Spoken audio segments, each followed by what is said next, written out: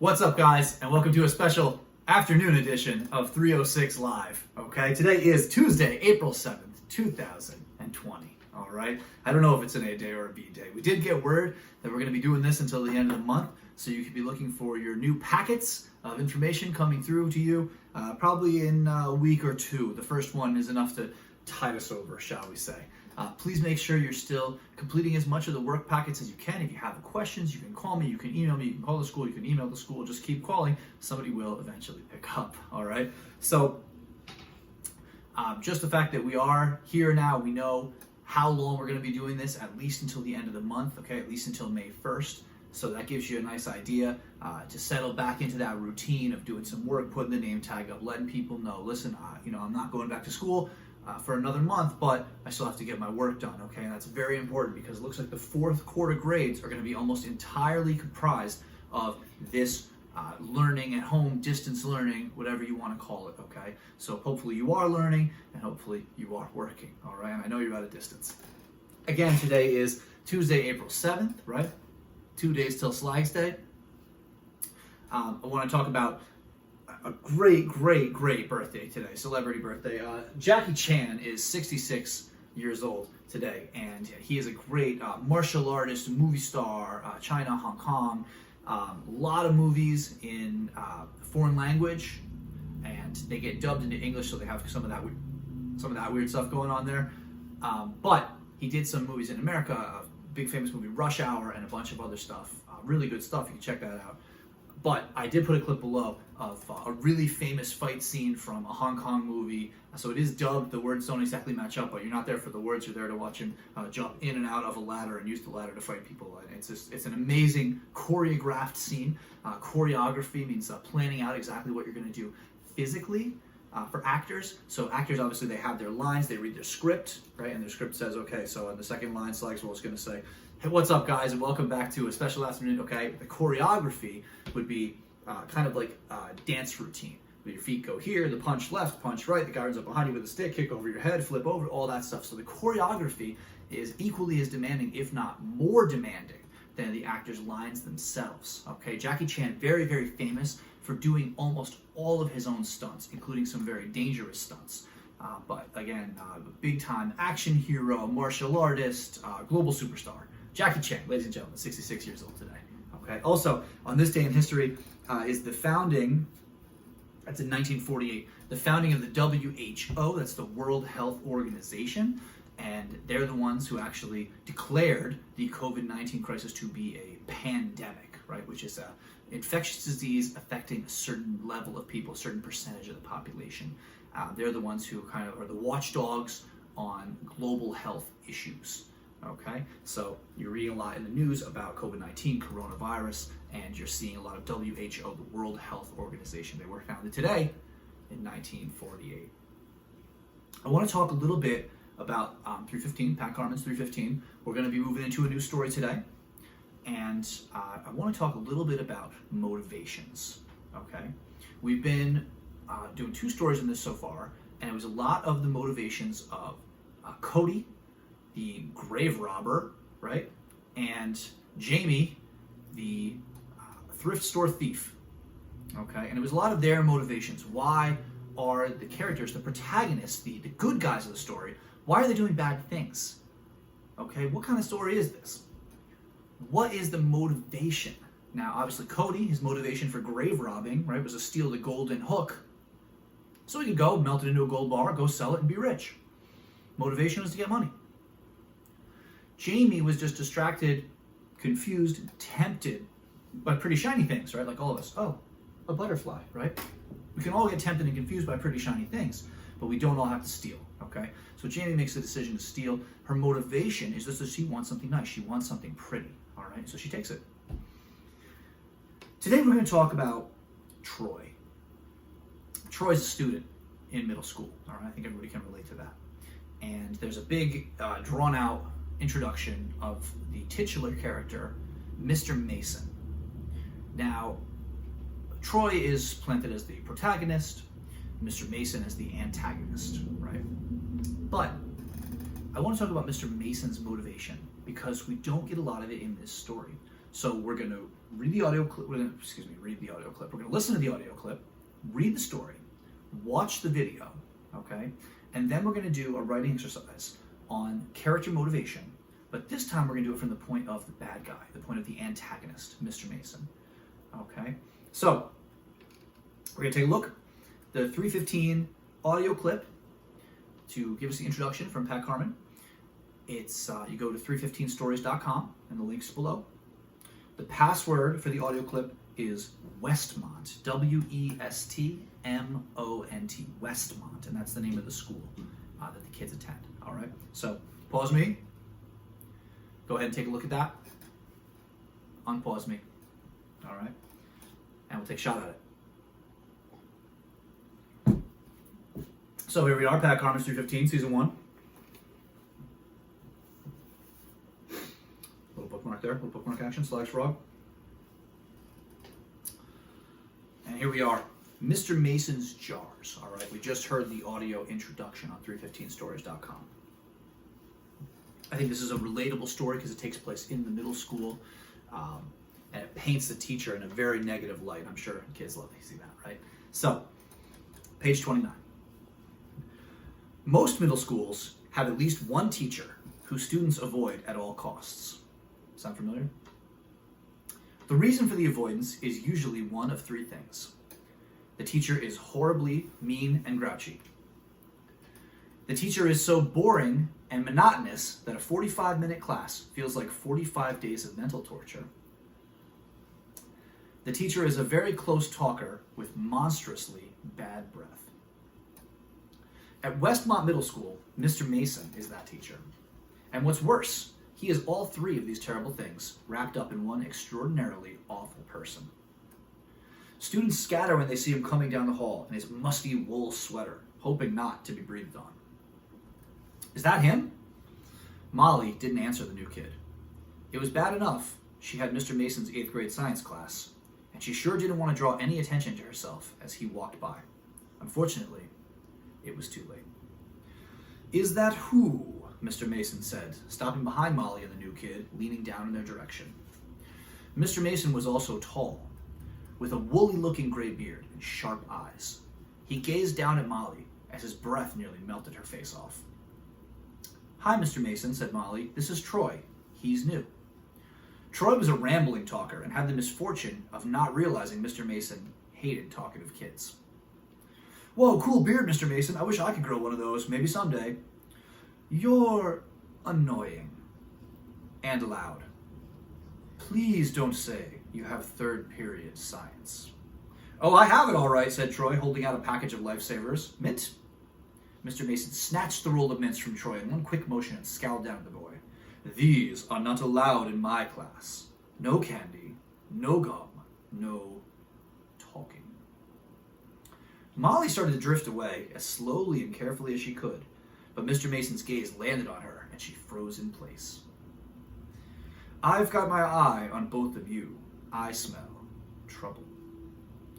I think that might be your breath, Mr. Mason. It's really the only smellable thing in this general space. Mr. Mason's face went white. His teeth moved inside his head as he ground them back and forth, and his eyes began to bulge. Just as it looked like he was going to blow his top, he turned violently and walked away. What did you have to go and do that for? Said Molly, punching the new kid on the shoulder. You punch like a girl, said Troy. I am a girl, you moron. And do yourself a favor. Don't get on Mr. Mason's radar. He's creepy, and he hates kids like you. Mr. Mason hates cool kids? Ha ha, Molly said, backing towards her next class as the bell rang. Don't say I didn't warn you. Guys like you take his class, and they're never the same after. What does that even mean? And more importantly, would you be my girlfriend? Molly rolled her eyes, but she also couldn't help smiling a little. Troy was cute, and she'd met him first, before any of the other girls could claim his attention. Her smile fell away as she thought about Troy provoking Mr. Mason with his goofy sense of humor. Just be quiet in Mr. Mason's class, okay? I mean it. But Troy was already heading in the other direction, waving at her and saying, Relax, girlfriend. I'll buy you a soft pretzel at lunch. Meet me? The question hung in the air. Then Molly nodded and smiled back, a bigger smile this time, and she turned into a sea of kids racing between first and second period. When Molly arrived in Mr. Mason's class an hour later, she tried to sit next to Troy in the back row. "You," Mr. Mason said from the front of the room, pointing a long finger at her. "Up here, in front." The front row of Mr. Mason's class was the worst location in the entire school. Stale coffee breath hung on every word Mr. Mason said, and every one of those words was world-class boring. "Yo, Mr. Mason," Troy said from the back of the class, raising his hand, but not waiting to be called on. "Oh no," thought Molly. "What kind of cool stuff do you keep in those jars?" Troy said. Everyone in the class sat still and quiet. No one made a sound as Troy pointed to a row of glass jars sitting on a table behind Mr. Mason. They were the old kind, mason jars with gold tin lids. Each jar appeared to be filled with goopy liquid of one color or another. A strange and unpleasant smile crept onto Mr. Mason's face. "If I don't call on you, you don't speak," he said, walking between the desks until he stood in front of Troy. He leaned down close and breathed into the boy's face. "Understood?" "You should really try those mints you took from me, Mr. Mason. They taste pretty good." A few of the boys chuckled softly, but Mr. Mason stood bolt upright and glared in every direction. Silence enveloped the room. "I demand order in this classroom," he bellowed, then stared down at Troy. "I gotcha," said Troy. "Order it is. No more disorder from this guy. I'm Mr. Order. You can count on me." "Not another word," said Mr. Mason. He rubbed his temple, feeling a migraine coming on, and in the quiet of his black heart, he planned to deal with Troy in the usual way he treated this particular kind of student.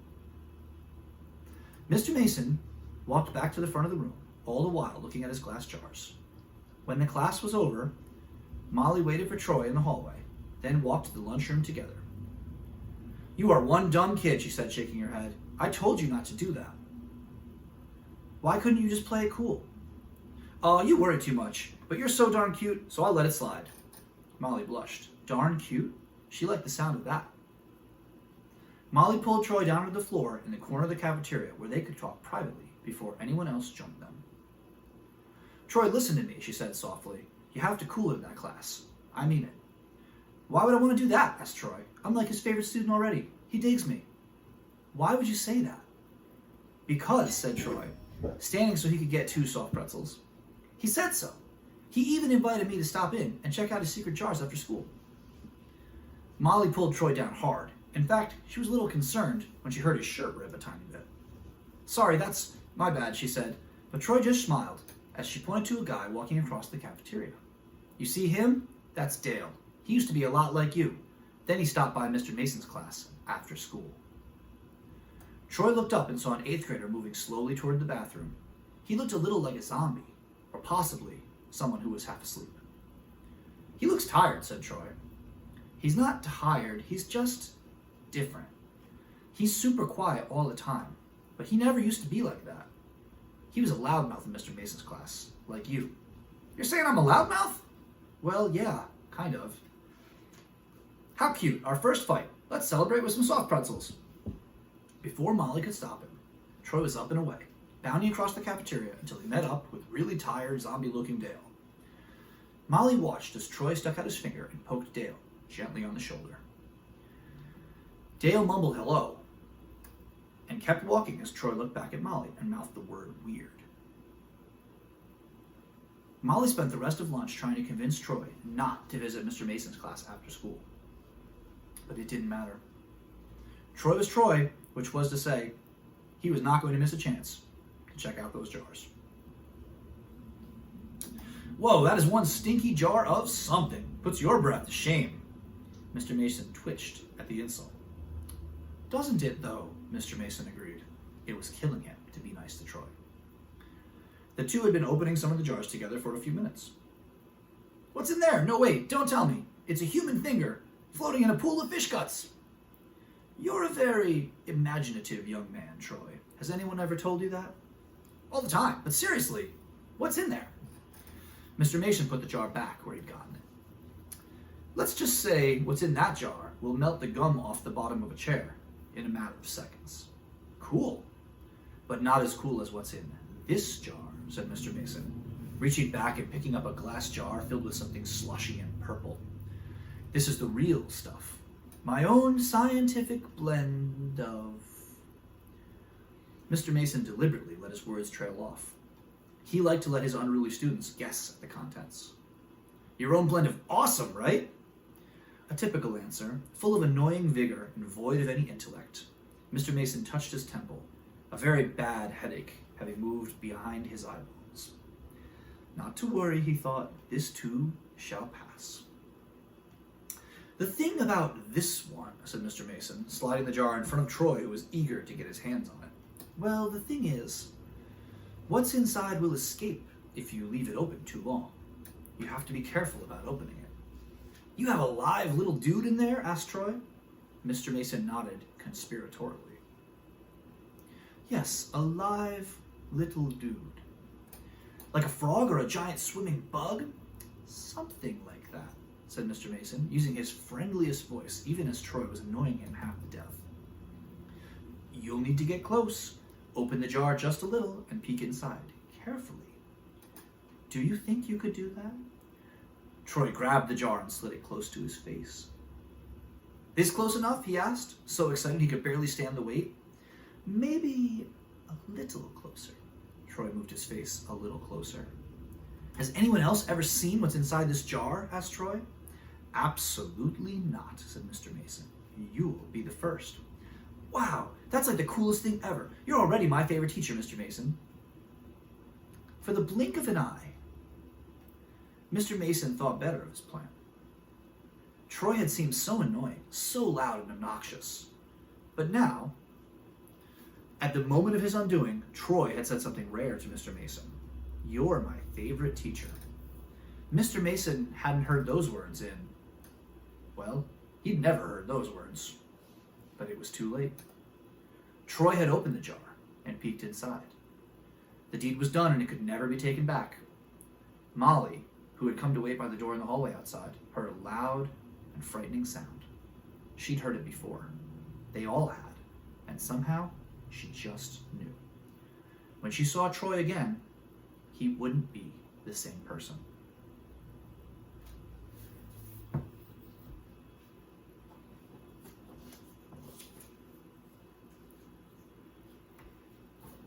So, here we are at the cliffhanger. Troy's obnoxious, irritating, loud, rambunctious. Something has happened to him. Mr. Mason felt a little bit bad when he told him he was his favorite teacher, and he almost didn't go through with it. But it was too late.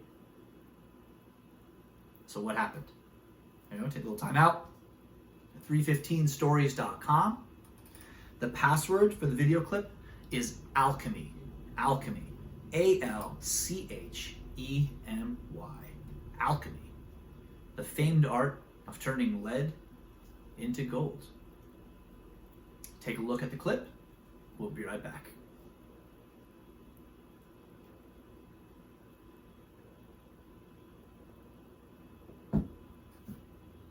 And we're back. This is the first one that I actually came prepared, as Dom would like to say. I know, wow, good job, Slags. And watched the video ahead of time, watched the clip ahead of time, did everything ahead of time, came in prepared for this. So I already knew what was going to happen. And yeah, it changed my opinion of the story a little bit as I read it the second time out loud. But we see now the fate of Troy after he gets something sucked out of him into the jar. Mr. Mason is kind of asking him, like, so are we going to have any more trouble? And he's like, thank you, Mr. Mason, right? Very robotic, like he's been brainwashed, like something of him was taken out. Like part of his soul, part of his spirit, part of his joy, part of his enthusiasm, part of his obnoxiousness, part of his rambunctiousness, okay? Something got sucked into that jar. Mr. Mason kept it up tight, brought it home, put it on the shelf.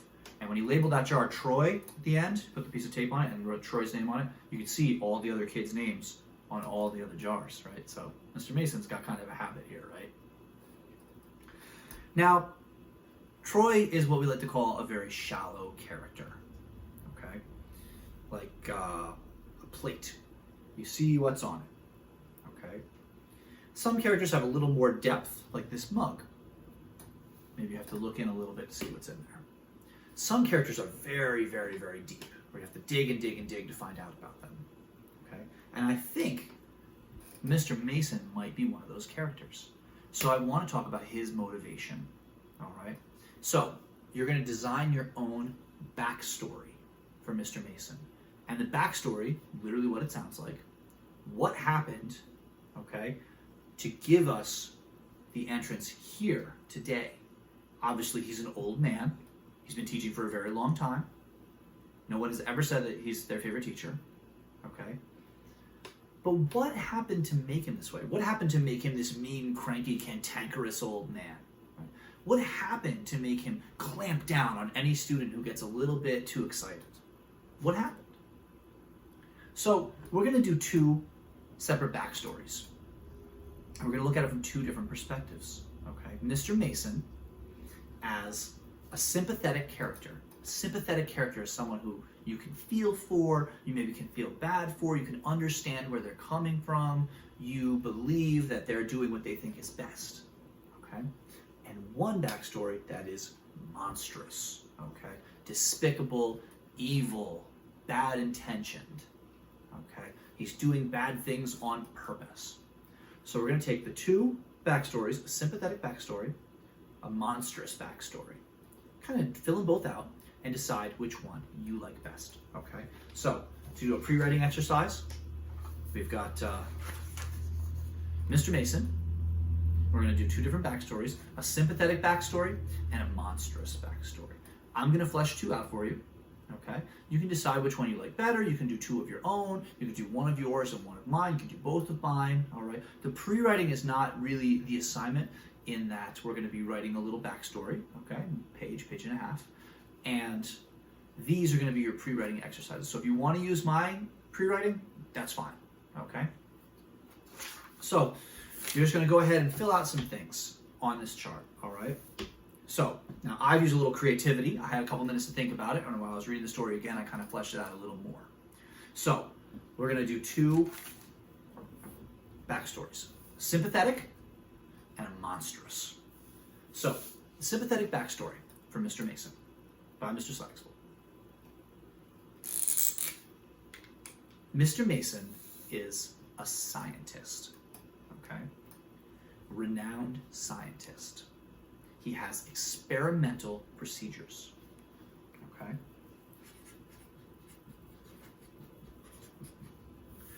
Mr. Mason has a very sick wife, all right? She's been on the brink of death for years.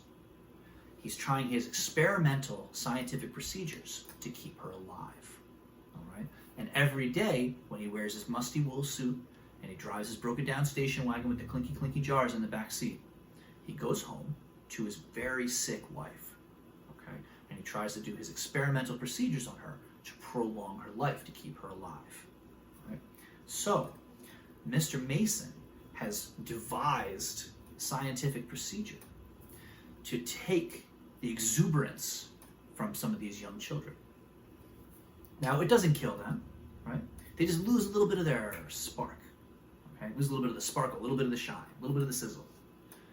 So he takes that from them, and then he goes home and puts Troy's spark into Mrs. Mason, and that keeps her alive.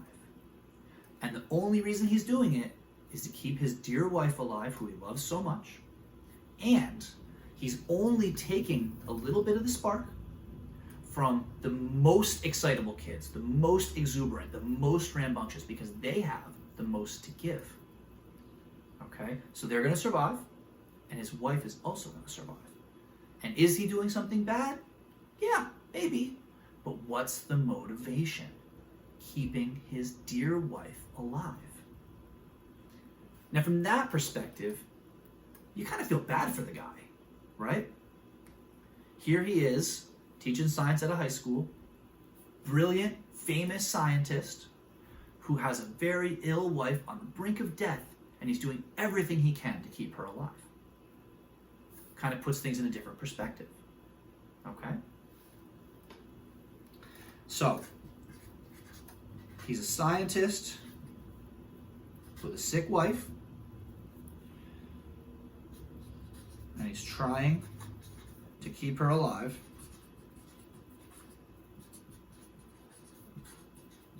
And this is very important, okay? When he takes that spark of life from the kids, they're still alive, they're still fine, they're just a little zombified for a while. They get it back, they grow it back, no problem, okay? So very important that it doesn't harm the children and doesn't kill the children when he takes that extra spark from them, okay? So he doesn't harm the kids. All right, and they grow it back. A couple of years, they'll be as good as new, right? Rambunctious, skateboarding down the hallway of school again, okay? So I think that's very important, because if we find out later that Troy melts away and turns into a mummy and dies and blows into dust, then we'd say, this guy's a murderer, right? But he's not murdering, he's taking a little bit of the spark. Okay, so Mr. Mason's sympathetic backstory. He's a scientist. He's doing a scientific experiment. He has the sick wife. He's trying to prolong her life, keep her alive. And he's doing anything he can, right? He doesn't hurt the kids. The kids grow their spark back, and they go on to lead normal, productive lives, and they'll be okay. All right? Now, in that light, he's almost a hero, right? Because this kid, when he says, yes, Mr. Mason, that kid's probably going to be pretty well behaved in class. His grades are probably going to go up because he's paying more attention in class. So really, he's like, it's win-win. He's doing everybody a favor. He's helping this kid out, calm him down a little bit, get him some better grades, okay, and help his wife out, keep her alive. And then he is obviously doing good for everybody. Maybe, right? Maybe.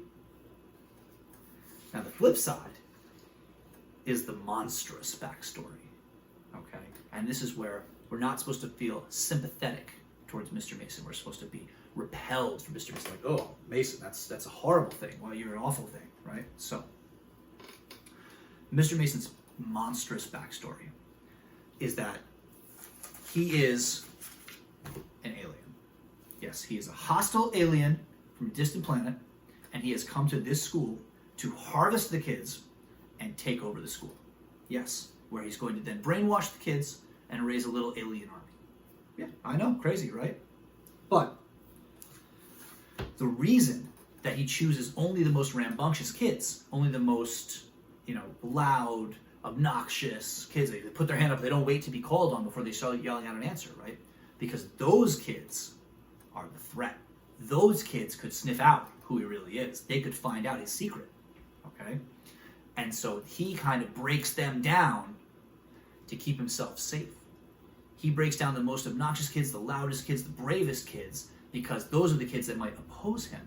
And if he can get rid of those kids, make them fall in line, brainwash them down to a low level, then no one will question him, no one will oppose him. And his secret plan to take over the school and grow little baby alien kids, it will work perfectly. What do you think about that? So, we've got two backstories for Mason. The sympathetic, the scientist with the sick wife. The monstrous, the child-devouring alien. Okay? Which one do you like better? Which one do you think makes a better story? It's your opinion. So, we're going to pick one of these backstories, the sympathetic or the monstrous, and just write a little bit about it. Write about what happened to Mr. Mason before we read this story. Write about how he got there. Write about what happened. Maybe his planet is called Planet Zeeb, and he's like, I was born on Planet Zeeb, and I had to do one thing. Go eat children and repopulate my Zeeb species. It's a heck of a first sentence, right? Maybe if you choose a sympathetic story and you use my backstory, maybe it starts with, I married Elizabeth in the year 1946, and it was the happiest day of my life. And we had 40 great years together, and then one day she got sick. Right? We have to start somewhere, okay, to get to where we are now. Now he's Mr. Mason. He's 68 years old, and he's cantankerous and crinkly and crumply, and he's got the big woolly beard, and he wears a suit that's 40 years old. He drives an old station wagon full of rattly jars, and all the kids are afraid of him, and he's got bad breath, right? But how did he become this way? All right? What is his motivation now? All right? This is the things I want you to think about. So, you can submit that to me electronically, or you can mail it into the school, along with the rest of the work that you can submit to me electronically, or you can mail into the school. They should be providing you with return folders, all right? Don't make me come get it, because I will, all right? So, take a look at that. You can go back and read the story again if you want a little more information, a little more tidbits for your backstories. Go ahead and watch the clip below when you're done and you want to take a little mental break. The Jackie Chan, really good stuff. The question for today: what is Troy's favorite snack? All right, you can comment below, or you can write that into me as well for a little bit of 5 points extra credit for today, okay? Aside from that, we're good here. I will see you tomorrow, Wednesday, April 8th. You guys have a great day.